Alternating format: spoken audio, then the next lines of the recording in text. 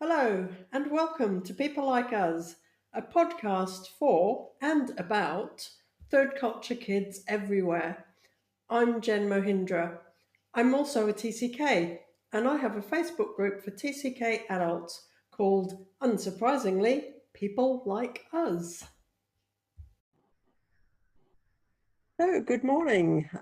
Today I'm joined by Lisa Lee. Thank you very much for joining me on today's episode of People Like Us. How are you doing, Lisa? I'm doing great. Thanks for having me. My pleasure. So, jumping straight into it, as a TCK, where did you grow up?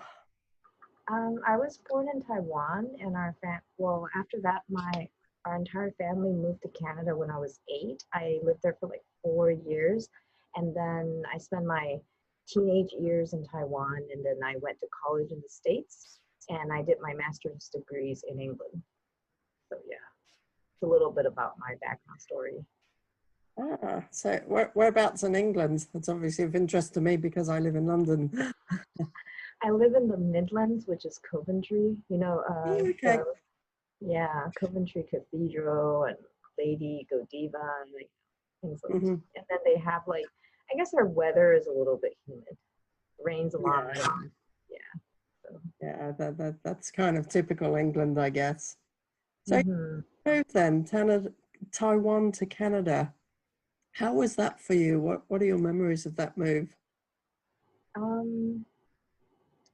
How was that for me? Well, in the beginning, I had a little bit of a cultural shock because when I was there, I noticed the things that I noticed the most. I'm actually a little bit different compared to others. So some people find it like hard to approach foreigners, but when I first moved to Canada, I noticed people there were extremely friendly, and they were like so nice to a point that they will go out of their way to help you, and then they're very curious about where you're from, but not in an intrusive way. In Taiwan, the culture there, people are very quiet and like reserved, and they kept to themselves. So it's like I noticed people are very outgoing in Canada. So that was a fun experience for me growing up. Yeah. Whereabouts in Canada? I lived in Mississauga for 2 years, and then after that I moved to Vancouver. Oh, okay. Another 2. Vancouver with quite a mild climate compared to Canada. I definitely enjoy the climate there a lot better. They have like the Victoria Islands. Yeah. They're really, really nice beaches, and then a lot of places you can go. Yeah. And so then after Canada, you went back to Taiwan. At what age was that move? I was 12 when I moved back to Taiwan. Okay. And how was that move for you? That was kind of difficult because I experienced a lot of like reverse culture shock. I guess you would say that because I was born in Taiwan. But growing up, I was kind of like a teenager. So when I first moved back, I wear like very short pants and shirts. And people are like, why does she dress like that? Because people in Canada are more casual, and they don't have any problem with like wearing clothes that are a little bit more, casual. And then they were really surprised, like, oh, why is she not afraid of the cold? Because when we moved back, it was in the winter time. And then there's a lot of culture shock where like, when I interact with people, there's a lot of like customs, like Taiwanese customs, like you have to call people by their title and their name, and you have to call this person uncle and auntie. There's a lot of rules and dining etiquette and everything. And I wasn't able to like, in the beginning, I didn't understand it. So I kind of had trouble like fitting in a way. So it made me a little bit sad because in the beginning, I had trouble making friends. Yeah. I posted not too long ago on a couple of Facebook groups for TCKs asking about the hardest move that people had experienced, and the majority came back saying that the most difficult move had been between the age of about 12 to 14. So that ties in with your move, and particularly what you say about the reverse culture shock. How did you find being at school? Well, a lot of people in my situation, like, because I was 12, and a lot of people move back, they go to like American Academy, or in this case, in Taiwan, there's also like European schools, which cater to all international students. I went to a regular school. I didn't do any of that. So for me, it was like 10 times more difficult. The people I was dealing with, they're just Taiwanese, so they don't understand me sometimes. So they're like, oh, why do you think like this? Or why are you so outgoing? Why do you go around making friends with everybody? Because in Taiwan, there's a rule. You can't make friends with certain type of people, or like if you want to make friends with people, you have to ask first. And, there's a lot of rules when it comes to that stuff. So my biggest issue I have is language barrier. Because when I first moved back, I didn't speak Chinese that well. So that was a really difficult time for me. And then obviously making friends, that was also a challenge. And academic wise was hard for me as well. So yeah, those are a few things. So, so what sort of techniques did you have to try and fit in at that time? Techniques. I think at that time, like my situation was very unique. If you heard of it, I'm probably the only person with this kind of story. So I moved back to Taiwan in May. So I actually didn't graduate. Well, I actually graduated, but I got a diploma like in Canada. But instead of, leaving in June, I left in May because my parents wanted me to go to a regular Chinese school, not go to the American Academy. But that's their reasoning. So in the summertime, when everyone is like having fun, going to all these like summer camps and theme parks, I was actually studying. So I self-taught myself for 4 years because I missed 4 years of Chinese schooling. Like, so I taught myself Chinese, math, physics, all kinds of subjects, world history, and that's how I picked up on everything. And then so it only took me like 3.5 years to pick up 4 years of my studies, where usually kids, it takes them about 4 years. But I don't recommend this at home for anybody because might not work for others. So I did okay because I just self-taught myself. So, and then I just get all the textbooks, and I study really, really hard and just try to like pick up on everything. So Wow, that's one way to cope with it. yeah, So, that's really disciplined. yeah. And you mentioned the language there. So coming back to Taiwan, and your Chinese wasn't so good. How did you manage with that? I guess we have my mom got me like a after school like tutoring and stuff, and then we go to Chinese schools, and we like go to different cram schools, and just get myself picked up on Chinese. Yeah, and then when you're immersed in the culture, eventually you pick up on it. So yeah. Yeah, the best way to learn a language is with complete immersion, I think. Yeah, same as you. And did you have siblings growing up? No, I'm like the only child. Yeah. Okay. So after Taiwan, then onto the US, how was that for you? Um, it was pretty. For me, it was like, in a sense, it was like going back home. I know some people it might be hard for some people to understand because I used to live in Canada for 4 years, and I feel very at home.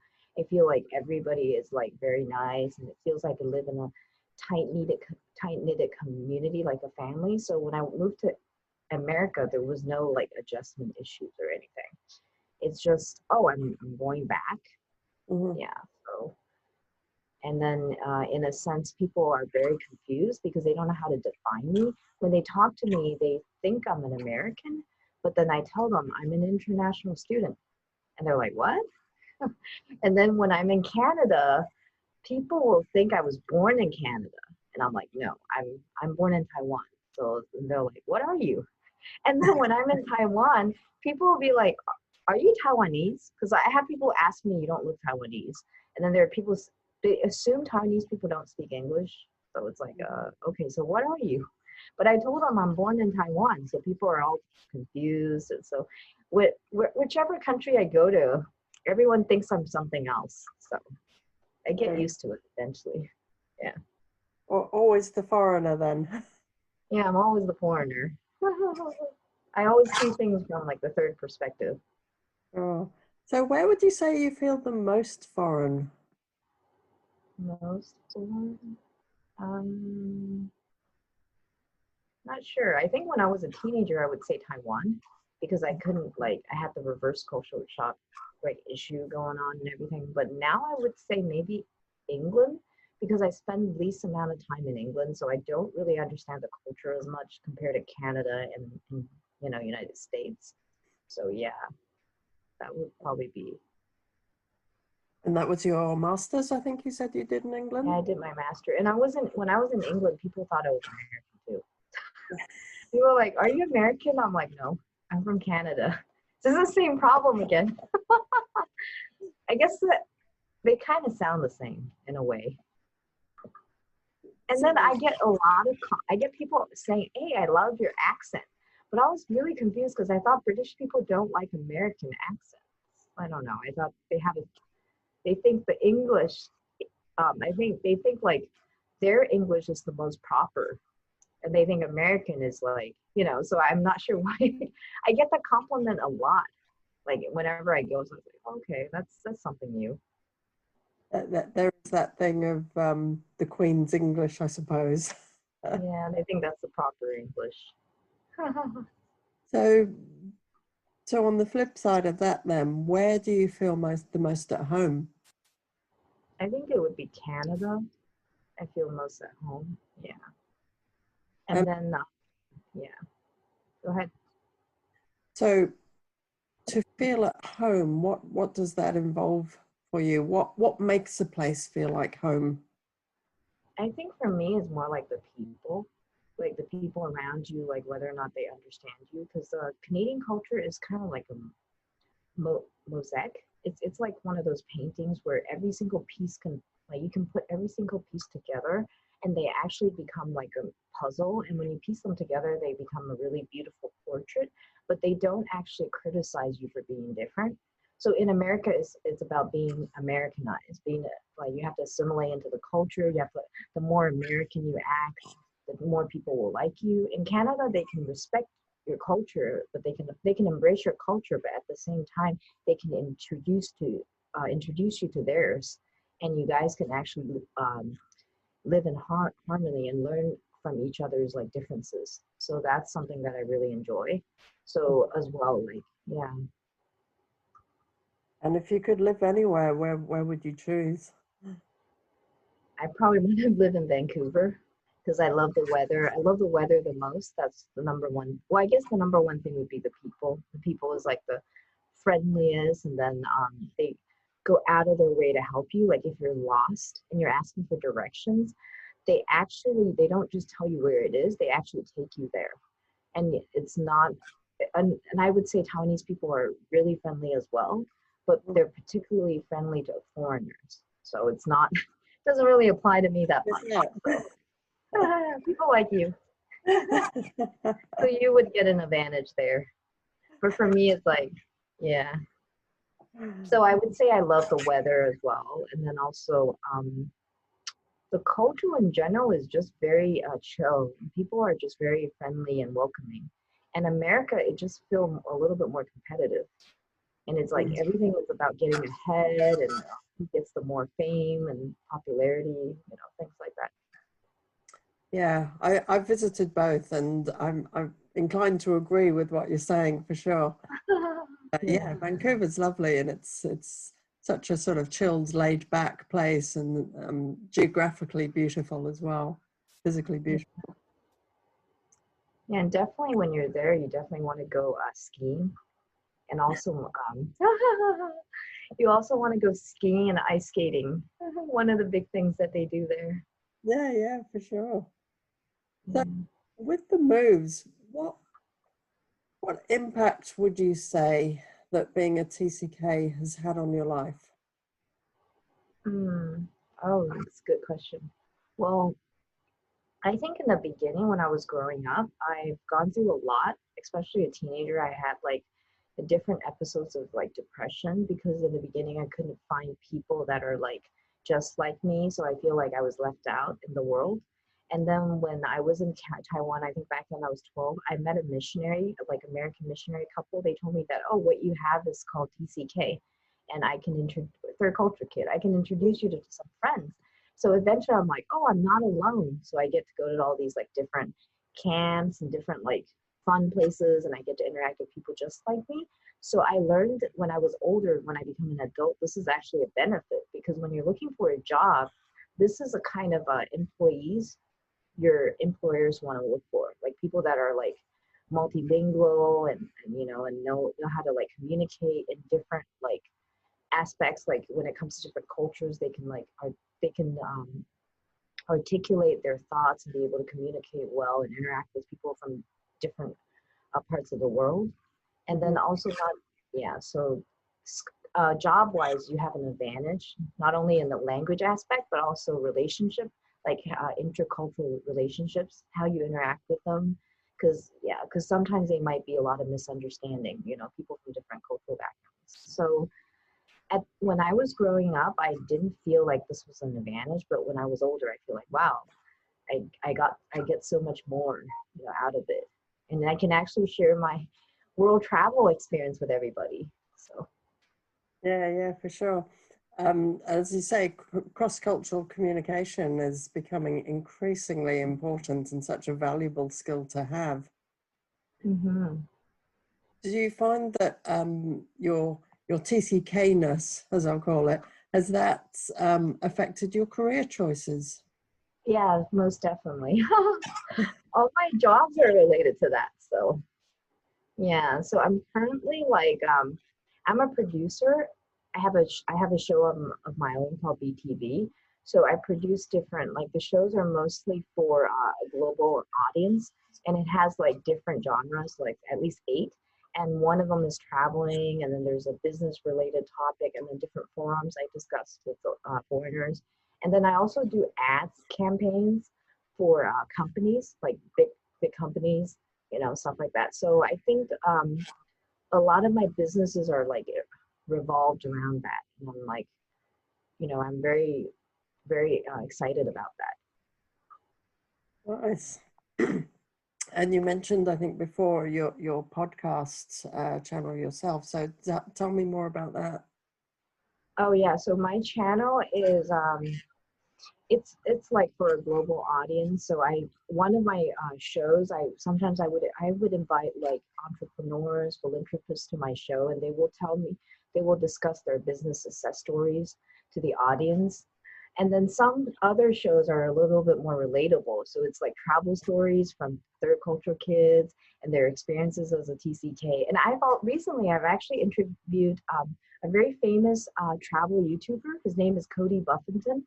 He has like 416 like thousand, subscribers on YouTube. So you guys are free to subscribe to him. And he just has like cool videos of going to places that are very unique and like remote islands, like the places that are not discovered by anybody.